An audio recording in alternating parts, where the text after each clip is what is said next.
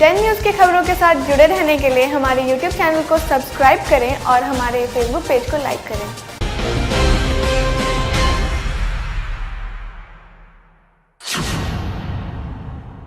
नमस्कार, स्वागत है आपका डेन न्यूज में और दिन भर की तमाम अहम खबरों के साथ मैं हूं आरती सिंह। आगे बढ़ने से पहले आइए नजर डालते हैं आज की खास खबरों पर। सदर थाना के शेरपुर इलाके में शुक्रवार की रात एक महिला की संदिग्ध स्थिति में मौत हो गई। उसके गले पर काला दाग मिला है। मृतका की पहचान समस्तीपुर जिले के मुफस्सिल थाना स्थित छतौना गांव निवासी मकरध्वज कुमार उर्फ बुलबुल की पत्नी सरोज देवी के रूप में हुई है। वह काफी दिनों से शेरपुर में किराए के मकान में अपने पति और सास के साथ रह रही थी। घटना की सूचना मिलने पर मृतका के मायके वाले मौके पर पहुंचे। इस दौरान महिला का पति और ससुराल वाले फरार हो गए। इस बाबत वैशाली जिले के सदर थाना के घोसपर निवासी मृतका की मां नीलम देवी ने बेटी की हत्या करने का आरोप लगाते हुए शनिवार को प्राथमिकी दर्ज कराई है।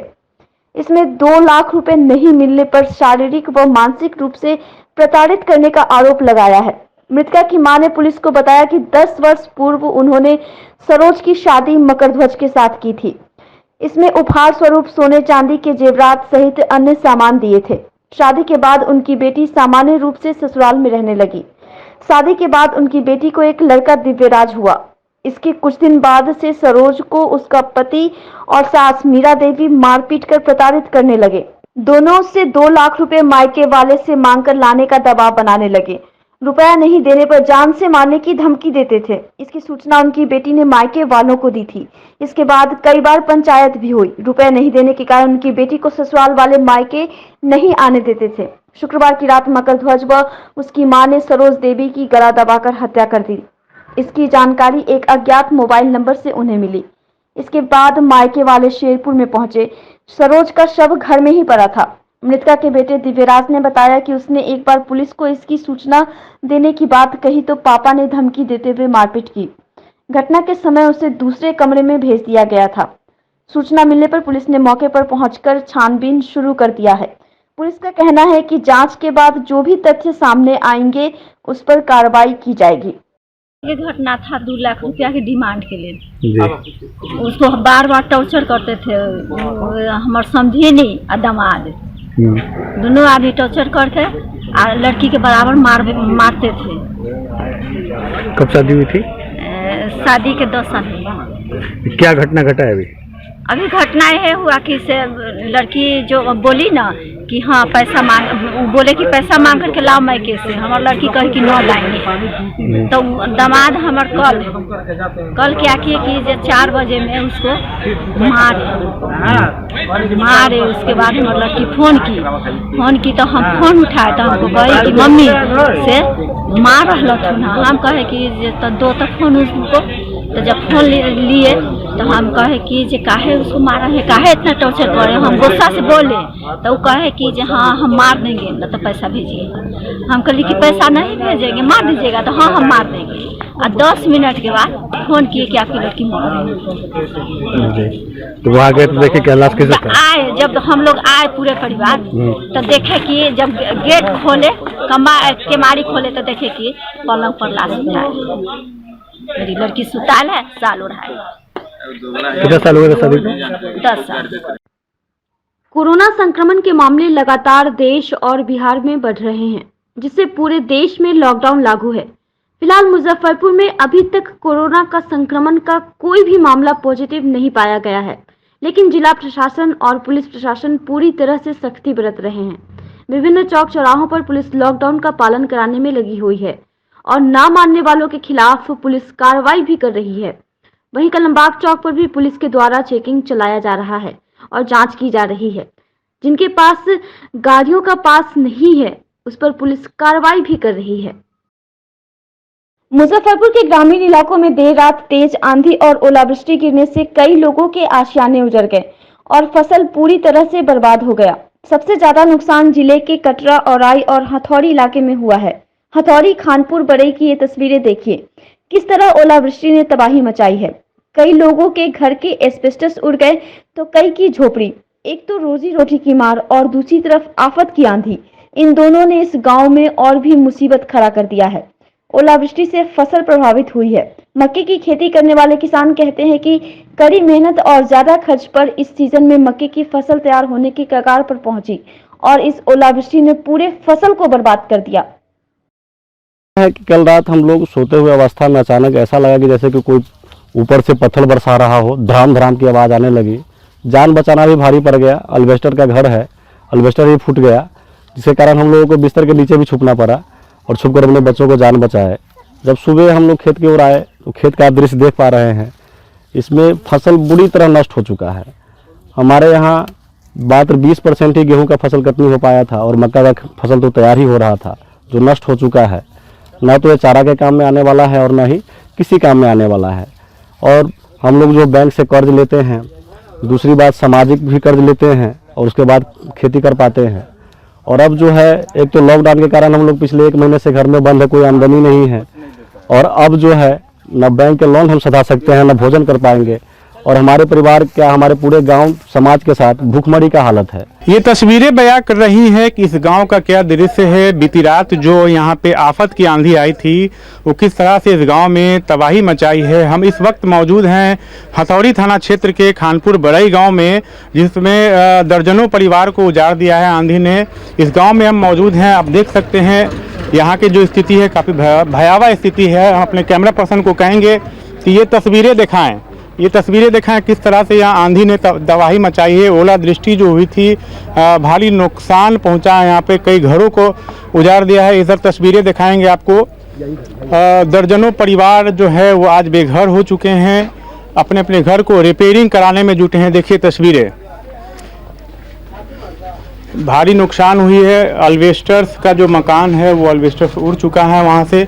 देखिए किस तरह से तस्वीरें। यहाँ पर कुछ लोगों से बात करने की कोशिश करते हैं हम। क्या सब हुआ था बताइए सर। यहाँ 9:47 में बहुत तेज आंधी आई, उसके बाद बहुत सारे ओले गिरे, बहुत बड़े बड़े गिरे, पूरे दुकान उजड़ गए, सब बर्बाद हो गए। यहाँ गरीब मजदूर किसान सब बर्बाद हो गए सर।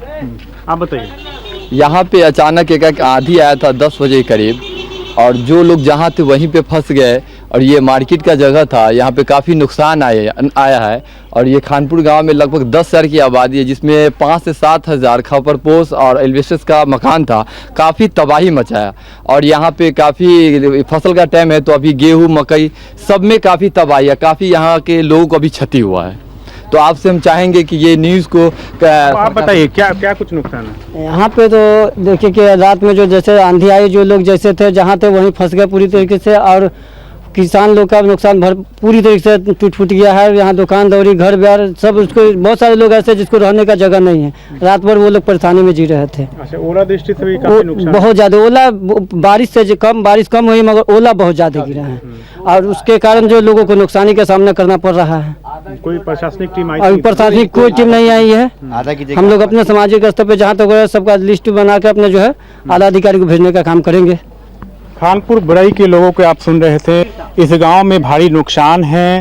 अभी तक कोई भी प्रशासनिक लोग इस गांव में नहीं पहुंचे हैं। खानपुर बड़ई गांव से कैमरा पर्सन रविकांत के साथ आमिर, डे न्यूज, मुजफ्फरपुर। भले ही कोरोना की बीमारी में किसी जीव की सबसे ज्यादा चर्चा हुई है तो वह है चमगादड़। कोरोना बीमारी और चमगादड़ के बीच का संबंध आज पूरा विश्व ढूंढ रहा है, पर इन सबसे अलग मुजफ्फरपुर का एक गांव ऐसा भी है जहां चमगादड़ों को समृद्धि से जोड़कर देखा जाता है। कोरोना और चमगादड़ों के कनेक्शन के बीच हम आपको एक ऐसे ही गांव का दृश्य दिखाने जा रहे हैं, जिस गांव में इतना चमगादड़ है कि उस गांव का नाम ही बहादुरपुर है, क्योंकि बिहार में चमगादड़ को बहादुर भी कहते हैं। हालांकि अब उस गांव का नया नाम मेघ छपरा है, लेकिन आज भी वहां हजारों की तादाद में चमगादड़ बस्ती के बीच में रहते हैं और आप इन चमगादड़ों को देखकर हैरान रह जाएंगे, क्योंकि यहाँ के चमगादड़ 2 किलो से लेकर 5 किलो तक के हैं। गांव में प्रसिद्ध दूधनाथ महादेव का मंदिर है और मंदिर के पास में 2 पोखर हैं। उसके चारों ओर वृक्ष है और इन सभी पेड़ों पर हजारों की संख्या में बड़े बड़े चमगादड़ रहते हैं। लेकिन यहाँ के आसपास के ग्रामीणों का कहना है कि यहाँ चमगादड़ों के रहने से ही संपन्नता है। यह चमगादड़ कुछ भी नुकसान नहीं करते, आसपास के इलाकों के फल भी नहीं बर्बाद करते हैं। इस इलाके में चमगादड़ कब से है यह इन लोगों को भी नहीं पता। ग्रामीणों के अनुसार इन चमगादड़ों से कोई नुकसान नहीं है। चमगादड़ों को ये लोग लक्ष्मी बताते हैं। जब से चमगादड़ इस इलाके में है, इनका कहना है कि यहाँ पर कोई भी प्राकृतिक आपदा नहीं आई है। वहीं चमगादड़ और कोरोना कनेक्शन के बाद स्थानीय प्रशासन ने पहल शुरू कर दिया है। अपने बाबा से सुने, अपने पिताजी से सुने, हमारे बाबा भी अपने बाबा से सुने। यह कब से है इसका कोई विशेष जानकारी नहीं है। कितनी संख्या होगी यहाँ चमगादड़? यहाँ लाखों की संख्या होगी, यहाँ लाखों की संख्या होगी। और हमारे गांव में, हमारे गांव की नहीं एरिया के लोग इसको लक्ष्मी के रूप में मानते हैं, लक्ष्मी के रूप में मानते हैं। बाबा भोला का यहाँ आप सभी जानते हैं कि छपरा में एक हमारा प्रसिद्ध मठ है जो काफ़ी पवित्र है और लोग वहाँ पे पूजा वूजा करने के लिए भी जाते हैं। चूँकि अभी मंदिर वगैरह को हम लोग क्लोज किए हुए हैं और वो वहाँ एक विशाल पेड़ के आसपास ही वो चमगादड़ पाए जाते हैं, तो हम लोगों ने जब से ये रिसर्च का हम लोग बात सामने आई है, हमने वहाँ के प्रखंड विकास पदाधिकारी को सूचना दे दिया है ताकि लोग अलर्ट रहें। हालांकि ऐसा कोई बात नहीं है जिससे कि इसमें कोई संक्रमण की स्थिति होगी, लेकिन फिर भी चूंकि चमगादड़ एक वेक्टर के रूप में इसका एक बताया जा रहा है, तो हम लोगों को अलर्ट रहना चाहिए। हम लोगों ने रिसर्च टीम को भी आगाह कर दिया। कोरोना संक्रमण के कारण पूरे देश में लॉकडाउन लागू है, जिसके कारण कई ऐसे लोग हैं जिनको खाने पर भी आफत है। उसके लिए सरकार के द्वारा तो सामुदायिक किचन चलाए ही जा रहे हैं, वहीं अब कई स्थानीय लोग भी सामुदायिक किचन की व्यवस्था कर रहे हैं। इसी की एक तस्वीर मुजफ्फरपुर के प्रभात सिनेमा के पास की है, जहां पर स्थानीय लोगों ने सामुदायिक किचन की व्यवस्था की है, जिसमें 2 वक्त का खाना, चावल दाल सब्जी लोगों को खिलाया जा रहा है। यहाँ पर करीब हर रोज 200 लोगों को सामुदायिक किचन के माध्यम से खाना खिलाया जाता है। लोगों को मद्देनजर रखते हुए हम या हमारे मित्र सलमान निःशुल्क निस्वार्थ खाना का भोजन किए हुए हैं। किसके लिए है? ये सब गरीब जो रिक्शा चालक, टेम्पो चालक, ठेला चालक, ये लोग जो आते हैं उन लोग के लिए है। कितना लोग आज खाना खाए? आज करीबन 200 लोग खाए हैं। कोरोना वायरस के संक्रमण को फैलने से रोकने में जुटे पुलिस प्रशासन और सफाई कर्मियों का लोगों द्वारा लगातार हौसला बढ़ाया जा रहा है। शनिवार को मालीघाट मोहल्ले के लोगों के द्वारा मालीघाट चौक पर मिठनपुरा थाना के पुलिस और सफाई कर्मियों के ऊपर फूलों की बारिश की गई, साथ ही माला पहनाकर सम्मानित किया गया। माननीय प्रधानमंत्री आदरणीय नरेंद्र मोदी जी के आह्वान पे जितने भी इस विकट परिस्थिति में जो वैश्विक महामारी है कोरोना के खिलाफ जो युद्ध चल रहा है, माननीय प्रधानमंत्री आदरणीय नरेंद्र मोदी जी के अगुवाई में और उनके आह्वान पे जो भी कोरोना योद्धा हैं उनके सम्मान के लिए वार्ड नंबर 41 और 42 की आम जनता के द्वारा, मालीघाट मोहल्ला वासियों के द्वारा आज सभी पुलिसकर्मी और सफाई कर्मी, मीडिया कर्मी और पीएससी के भी आए थे, दीपक गुप्ता जी, सभी लोग का सम्मान। लॉकडाउन के दूसरे चरण में लेट्स डिफीट कोविड-19 टुगेदर के सहयोग से शनिवार को तान्या फाउंडेशन ने लकड़ीढाही और सिकंदरपुर इलाके में गरीब और जरूरतमंदों के बीच राशन सामग्री का वितरण किया। साथ ही घर घर जाकर जानकारी एकत्रित की गई कि किन किन घरों में राशन नहीं है। फाउंडेशन के संस्थापक भारतेंदु कुमार ने और लोगों से भी आग्रह किया है कि विपत्ति की इस घड़ी में गरीबों का सहयोग करें। अगर ऐसे परिवारों की जानकारी मिले तो मोबाइल नंबर 9905926600 पर सूचित कर सकते हैं। सरकार की जैसी भी, अगर सरकार हमें इजाज़त देती है तो हम लोग लाएंगे, उनका प्राथमिक स्वास्थ्य जांच कराएंगे। हाँ, होम क्वारंटाइन करने के लिए सरकार कहेगी तो होम क्वारंटाइन कराएंगे। अगर एक जगह पे क्वारंटाइन कराने की बात करेगी तो हम एक जगह की व्यवस्था भी कर रहे हैं कि वहाँ उन बच्चों को क्वारंटाइन कराएं। वो सुकून के माहौल में आ जाएंगे ताकि आगे आने वाले इंजीनियरिंग और मेडिकल की प्रवेश परीक्षा की तैयारी वो कर पाएँ। ऐसे भय के माहौल में तैयारी नहीं हो पाती है, इसीलिए सरकार से, जिला प्रशासन से मेरा अनुरोध है कि जल्द से जल्द इस पर ठोस निर्णय लेकर के बच्चों के भविष्य के लिए इस पर निर्णय लेने की आवश्यकता है। जल्द से जल्द जिला प्रशासन, बिहार सरकार इस पर ठोस निर्णय ले और बच्चों को। मुसीबत की इस घड़ी में कई लोग राहत सामग्री का वितरण कर रहे हैं। इस कड़ी में शनिवार को समाज सेवी विश्वास कुशवाहा की ओर से मिठनपुरा शिवशंकर पथ में दर्जनों जरूरतमंदों के बीच राहत सामग्री का वितरण किया गया। विश्वास ने बताया कि आगे भी जरूरतमंदों के बीच राहत सामग्री का वितरण किया जाएगा। आज वार्ड नंबर 36 में गरीब एवं ज़रूरतमंदों के बीच राहत सामग्री का वितरण किया जा रहा है, जो लगभग प्रतिदिन 10 परिवार को हम लोग जो ज़रूरतमंद है उनको अपने तरीके तरफ से टोकन उनको दे रहे हैं और उनको उनके पास जा के दे रहे हैं जो वृद्धावस्था में है। इसके बाद जो ज़रूरतमंद लोग हैं उन तक हम लोग राशन पहुंचाने का काम कर रहे हैं। अभी तक कितने परिवारों के बीच हुई? अभी हम लोग 40 परिवार के बीच कर चुके हैं। प्रतिदिन 5, 10, 15 लॉकडाउन को ध्यान में रखते हुए हम लोग भीड़ को नहीं लगा रहे हैं। 5 करके 10 करके ऐसे परिवारों को हम लोग राहत सामग्री पहुंचा रहे हैं। आपदा की इस घड़ी में वार्ड 42 की पार्षद अर्चना पंडित भी गरीबों का मसीहा बनकर सामने आई है। अर्चना अपने पति बबलू पंडित के साथ मिलकर प्रतिदिन जरूरतमंदों के बीच खाद्य सामग्री का वितरण कर रही है। शनिवार को भी वार्ड 42 के 3 कोठिया मोहल्ले में इनके द्वारा दर्जनों जरूरतमंदों के बीच खाद्य सामग्री का वितरण किया गया। मौके पर सलीम खान, अजय रफी सहित काफी संख्या में लोग मौजूद थे।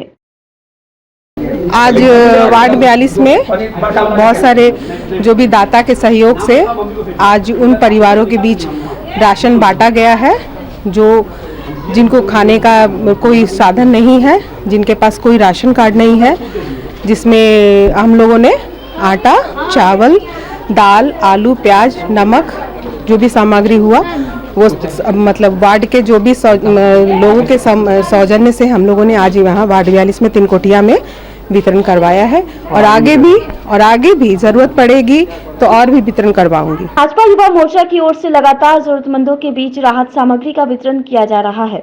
शनिवार को भी ब्राह्मण टोली इलाके में जरूरतमंदों के बीच राहत सामग्री का वितरण किया गया।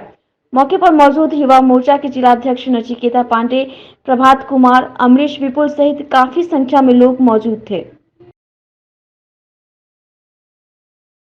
लगातार 14वें दिन भारतीय जनता पार्टी में हमारे जिलाध्यक्ष रंजन कुमार के नेतृत्व में राहत सामग्री और खाद्य सामग्री बांटने का काम चल रहा है।